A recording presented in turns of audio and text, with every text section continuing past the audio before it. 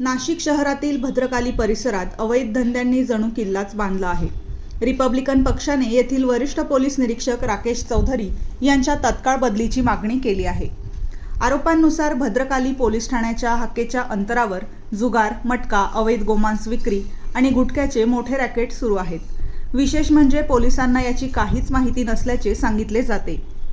नागरिकांचे म्हणणे आहे की अवैध धंद्यांकडून पोलिसांना नियमितपणे पैसे दिले जातात. छापा येणार असल्याची आगाऊ खबरही धंदेवाल्यांना पोहोचते. फिर्याद देणाऱ्यांनाच पोलीस उलट शिक्षा करतात. अवैध सावकारीचा धंदाही तेजीत आहे.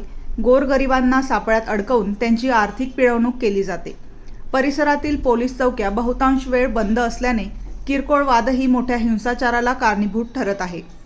भद्रकाली पोलीस ठाण्याअंतर्गत सुरू असलेले हे अवैध साम्राज्य बंद करण्याची मागणी सर्वसामान्य नागरिकांकडून करण्यात येत आहे. प्रशासनाने या गंभीर आरोपांची दखल घेण्याची वेळ आली आहे.